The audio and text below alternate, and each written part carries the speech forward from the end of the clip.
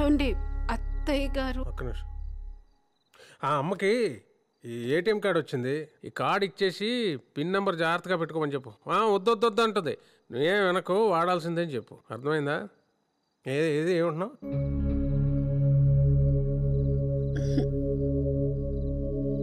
Phone చేద్దరు కన్రెడ్. Tiffin ఏం పెట్టావమ్మా? ఉప్మా అత్తయ్య. నీకిష్టమని వారానికి 4 రోజులు ఉప్మా అయినా ఆ అబ్బాయికి పిల్లలకి దోశలు ఇష్టం కదా, గ్రైండర్లో పడేస్తే అదే ఆడుద్దిగా. పిండేసి స్విచ్ చేయడానికి అంత బతకం ఏంటి పిల్ల? మాధవి వస్తాను. నాన్న ఇదిగో ఉప్మా అట, నువ్వు ఎలాగో తినలేవు గాని ఇదిగో మన క్యాంటీన్లో తినే ఇడ్లీ బాగుంటుంది.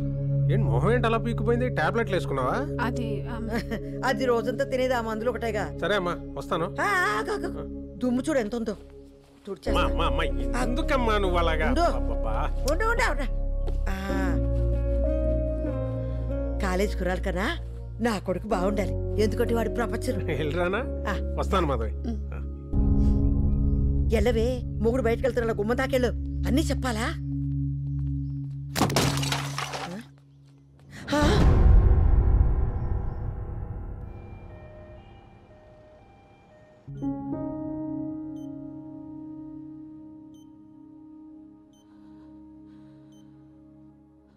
మైల్డ్ స్ట్రోక్, బాగా స్ట్రెస్ ఫీల్ అవుతుంది శేఖర్.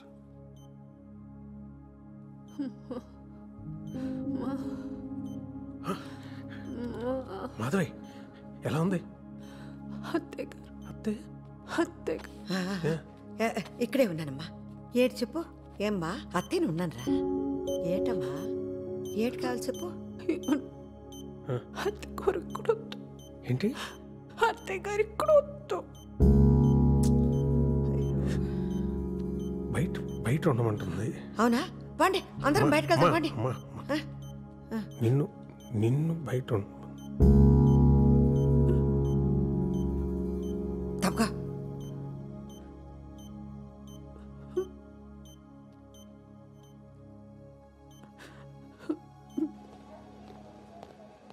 ఈ చంటగాడు అక్కడ వచ్చాడు. బేబీ వచ్చావా? మాధవ్ కుంట్లో ఎలా ఉంది? నేను ఒకసారి చూడొచ్చా? ఆగు, నన్నే బయటకెళ్ళమన్నారు. టెన్షన్తో హార్ట్ అటాక్ అంట. ఏటో నాకు అర్థం కాదు. టెన్షన్ ఏముందిరా దానికి? ఒళ్ళు కదలక నీరసం అంతే. నెత్తిన పెట్టుకుని మొగుడున్నాడా? బంగారం లాంటి పిల్లలు ఉన్నారా? ఏదొచ్చినా పెద్దదికి నేనున్నాను. ఇంకేట్రా బెంగా బెదురు దానికి? పాపం చెప్పుకోలేని బాధ ఏమన్నా ఉందేమో. మాధవి హెల్త్ ఈ కండిషన్లోకి ఎందుకు వచ్చిందో నీకు తెలుసు. ఇంకోసారి స్ట్రోక్ వచ్చిందంటే చాలా సీరియస్ అవ్వచ్చు శేఖర్. పెళ్ళై 25 సంవత్సరాలు అయిందిరా. ఈ వయసులో అమ్మకేం చెప్పాలి, మాధవ్కేం చెప్పాలి? You do one thing, Madhav నాడికి దూరంగా పెట్టు. వాళ్ళ పేరెంట్స్ ఇంటికి పంపించి. లాస్ట్ ఇయర్ అత్తగారు పోయారు కదరా, ఎవరున్నారు అక్కడ? ఓయా మర్చిపోయాను. పోనీ ఆంటీని ఎక్కడికైనా పంపించేస్తే? ఎక్కడికి? అమ్మని ఇంకొకరింటిగా? నువ్వే 2 రోజులు కూడా ఉండలేదు అక్కడ. What about old age homes? ఏం మాట్లాడుతున్నావురా? అమ్మరా, అమ్మ లేకుండా ఒక్కరోజు కూడా నేను ఉండలేను. ఏ మాధవ్ లేకుండా ఉండగలవా? రేపు తనకేమైనా అయితే don't blame me Shekhar. Don't misunderstand Meera. ఇప్పుడు ఓల్డ్ ఏజ్ హోమ్స్ చాలా బాగుంటున్నాయి. సిటీలో చాలామంది పెద్దవాళ్ళు ఒంటరి జీవితం గడపలేక వాళ్ళ ఏజ్ గ్రూప్ వాళ్ళు వెతుక్కుంటూ వాళ్ళంతా వాళ్ళే జాయిన్ అవుతున్నారు. In fact she may like it also. Think over Shekhar.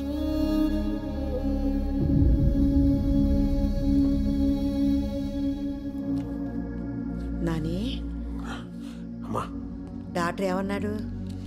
పర్లేదన్నారమ్మా. అయితే సర్లే, చంటి బాబు అయితే భోజనం తెప్పించాను. పేషెంట్లకు ఇస్తారమ్మా. ఆసుపత్రిలో 66 రోగాలు ఉంటాయి. అవి తింటే ఇంకో 4 వచ్చి పడతాయి. ఇదిగో ఈ క్యారేజ్ నువ్వు మాధవి తినేంటే, పిల్లలకి నేను ఇంట్లో పెడతానులే.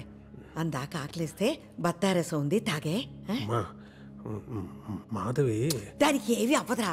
నువ్వు లేనిపోని ఆలోచించుడు ఇదైపోక కాదమ్మా. డాక్టరు మాధవని రెస్ట్ తీసుకోమన్నారు, అందుకని.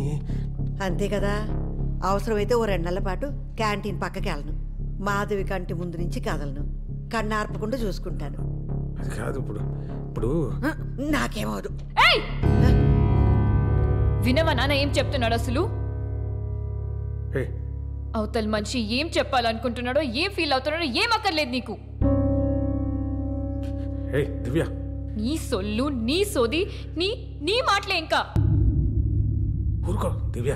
నాన్న, ప్లీజ్. మీ అమ్మ మీకెంతో, మా అమ్మ నాకు కూడా అంతే. నువ్వు ఇలా చేయబట్టే మా అమ్మకి హార్ట్ అటాక్ వచ్చింది.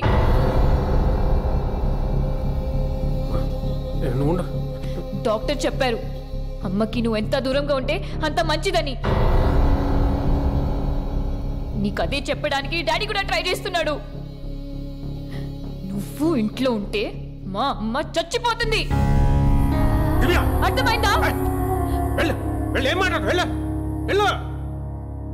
ఏం మాట్లాడుతుంది అది? దానికి అసలు ఏం మాట్లాడుతుంది అది?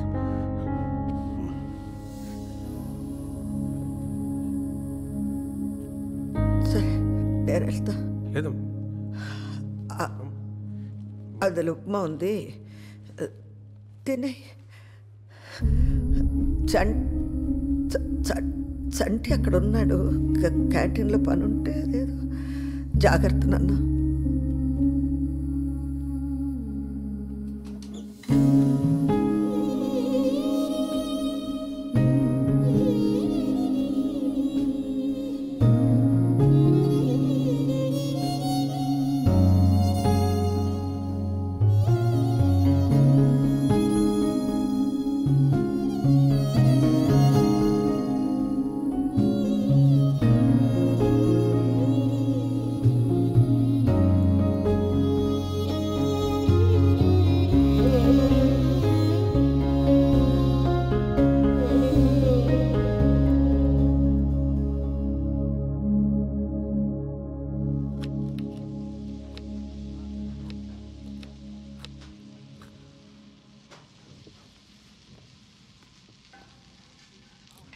అదే నువ్వు వచ్చావెందుకు?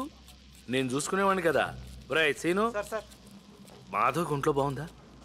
ఇంటికి తీసుకెళ్లారా? హాస్పిటల్లోనే ఉందా? ఏమైంది? అయ్యో ఏడుస్తున్నావు ఎందుకు? ఉల్లిపాయలు. తల్లిపాలు తాగి రొమ్ము గుద్దాడని చెప్పక ఉల్లిపాయలని దొంగ తిరుగుడు ఎందుకతా?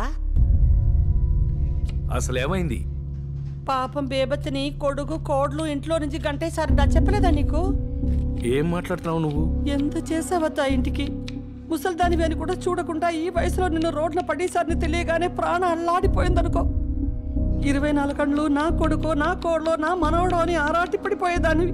విజయతాల అల్లుడు సూరిబాబు హాస్పిటల్లో కంపౌండర్ కదా, ఆ పిల్లాడి చెప్పకపోతే నాకు కూడా తెలియదు. అయ్యో నువ్వేం బెగ్గపట్టుకోకు. మా విజయబాబుకు అమెరికా ఫోన్ చేసి చెప్తే ఆవిడ తీసుకుని అర్జెంటుగా ఇక్కడికి వచ్చి ఎంత ఇదైపోయాడో. అందరూ మీ శేఖర్లో ఉండరద్దా? నా కొడుకు గురించి మాట్లాడాలంటే నువ్వు నీ కొడుకు ఇంకో జన్మెత్తాలే. తల్లి బిడ్డలన్నాక 190 ఉంటాయి. నా కొడుక్కి ఎప్పుడేం చేయాలో తెలీదా? నీకెందుకే? నా కొడుకు కోడల కోసం 4 రోజులు బయట ఉంటాను, తప్పేంటి? దాని ఆరోగ్యం కోసం ఏమైనా చేస్తా. 2వ రోజే అత్తయ్య నన్ను ఎత్తుకుంటూ వచ్చేదా? అనుకోవడానికైనా అరుచుకోవడానికైనా నాకదే, దానికి నేనే. మధ్యలో నీలాంటి తప్పేలా మోహన్ దేవతైన దూరితే శుంఠి కరగదీసి నారికి మీద అంటించేస్తానే గుంటకారా. గోరోజనానికేం తక్కువ లేదు ముసల్దానికి, తండ్రి తరిమేసిన.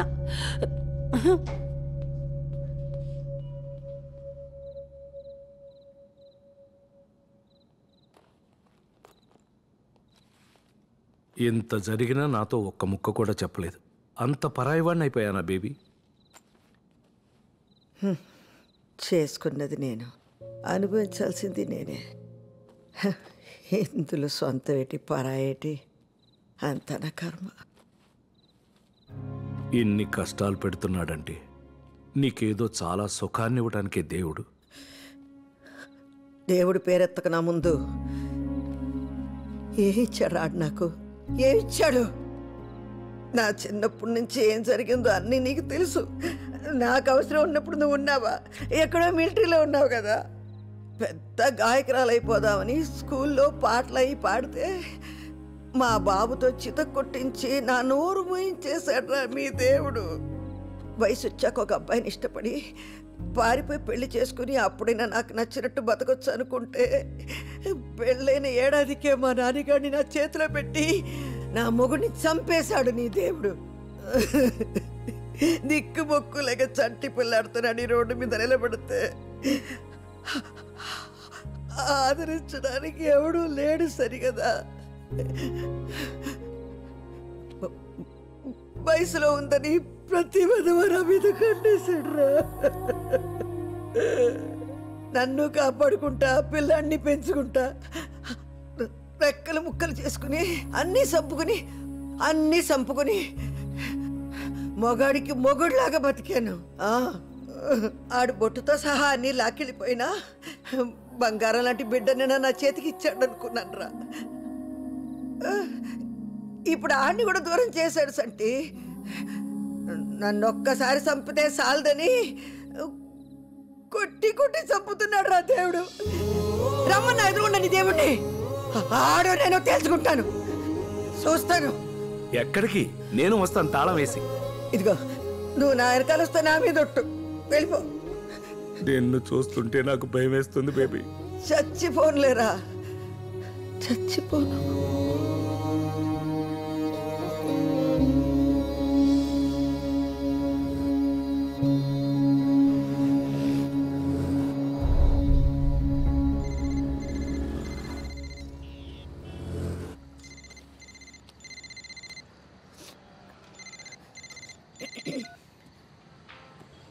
హలో నాన్న, చెప్పయ్యా. హలో నానమ్మ, వస్తున్నావా?